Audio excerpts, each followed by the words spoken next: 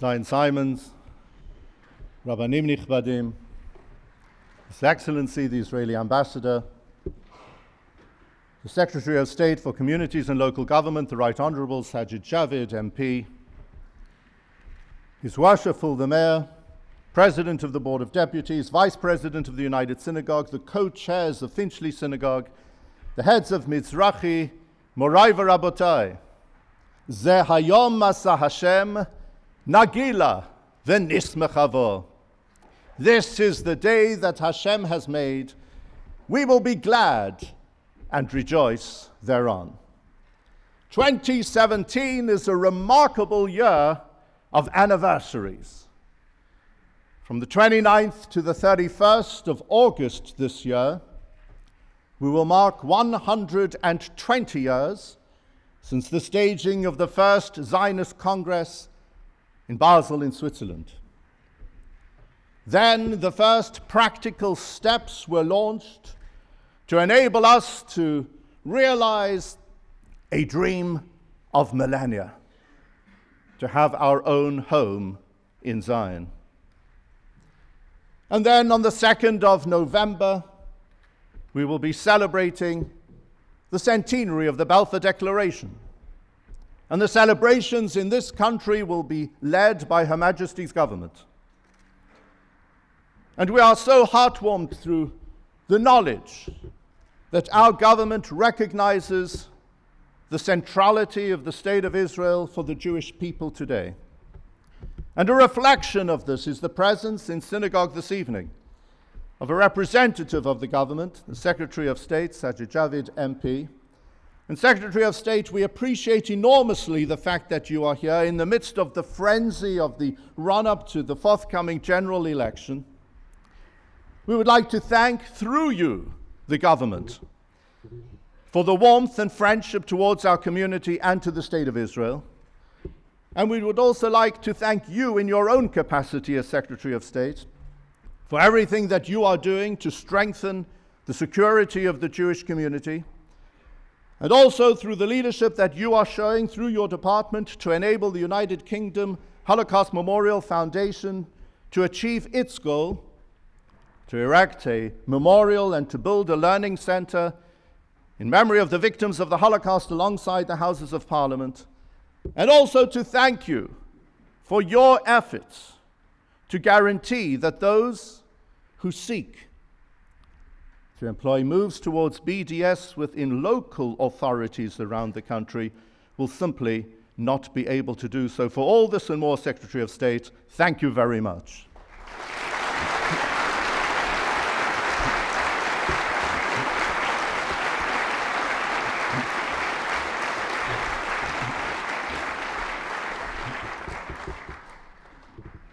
And then there will be yet another anniversary. On the 29th of November, 70 years since the decision by the United Nations to establish the State of Israel. And if that's not enough, in a few weeks' time, Baruch Hashem, we will be celebrating the Yovel, the Jubilee, 50 years since the liberation of Yerushalayim HaKodesh and the reunification of the capital of the State of Israel. And actually, what we're celebrating has an absolute parallel in our history. In the year 586 before the Common Era, our first temple fell, and we were condemned to 50 years of exile in Babylon. After half a century, in 536 before the Common Era, we were back in Zion, and we immediately took upon ourselves the task of rebuilding the temple. It took us 20 years to do that, and in 516 before the Common Era, the second temple was dedicated. 50 years with a dream for a return to Zion, followed by 20 years within Zion, when there was a dream on the Temple Mount to have the house of God. And that is exactly what has happened since 1897. 50 years until 1947 with the decision of the United Nations, the realization of our dream for our national homeland to be back in our hands once again, and then an additional 20 years until in 1967, once again, the Temple Mount, the location of our two temples, was once again back in our hands, and there is a further extraordinary parallel. What enabled the Jews of Babylon to return to the Holy Land so swiftly after they had been exiled? It was an event in 539 before the Common Era, just 3 years before their return, when against the odds, Cyrus the Great defeated the Babylonian Empire. And as a result, the entire political configuration of the world was changed to our advantage, facilitating our return to Zion.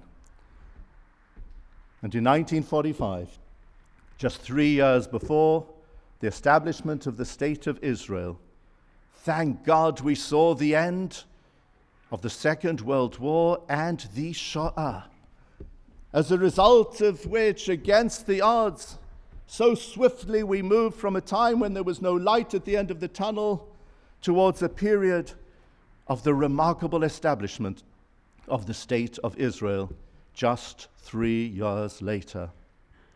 But we need to ask, why Israel? Why Jerusalem? Why dafka that particular piece of land? When Hashem commanded Avram, Lech lecha, it was El haaretz asher areka, to the land which I will show you, the land of God's choosing. And on 31 occasions in Chumash, Hashem refers to Bamakom asher yivchar Hashem, the place which God will choose. The land of Israel is the place of God's choosing. It is a land with unparalleled spiritual properties. And if that is the case with regard to the whole land, how much more so is it the case with regard to Jerusalem, the holy city? I don't know if you've ever thought of the suitability of Jerusalem to be a capital. You know, to be a capital city, you need to be in it needs to be in a place which is accessible, a crossroads of civilization, a major port by the sea, or at the very least, on a river. And most significantly of all, the capital, as is the case with any city, needs to have an ongoing source of water, but Jerusalem doesn't tick any one of those boxes. In ancient times, the way of the sea took one from Egypt up to Lebanon, the King's Highway from Arabia up to Damascus. Nobody ever went close to Jerusalem. You'd only get there if you were verblonzed, if you were lost in your way, up in the hills and the mountains. Jerusalem's not by the sea. And remarkably, there is no river in Jerusalem. And water has always been an ongoing problem there. And if you've ever been in Yerushalayim for Rosh Hashanah, you've had a problem with regard to Tashlich. So how come was such a place chosen to be a capital city? The answer is given in Psalm 132, Ki vachar Hashem b'tzion, iva lemoshavlo. For the Lord has chosen Zion. He has wanted it to be his habitation. This is the holiest place on earth, endowed to the Jewish people for all time.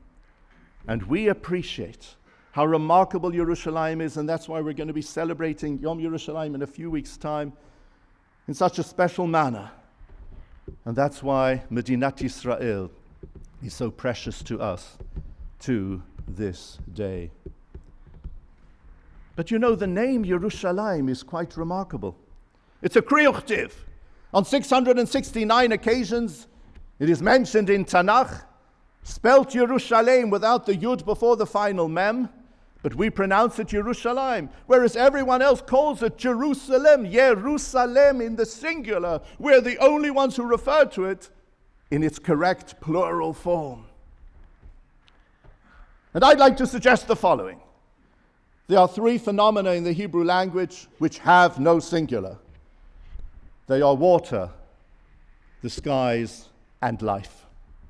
One tiny drop of water is mayim, waters. That's because when you look out to the sea, the horizon seems to be never ending. 1 square inch of the sky is shamayim, the heavens. Because when you look out to the sky, it seems to be never-ending.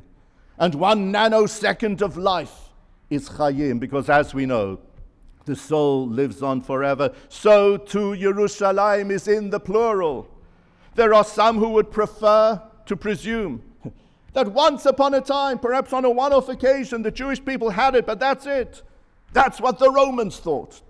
And so after the year 70, when they destroyed our temple and exiled our people, they plowed the fields in order that nobody should ever notice that a city existed there. It was as if they were erecting a matzeva, a monument on it, to declare, here lies the place where there was once a capital city of a nation that once existed.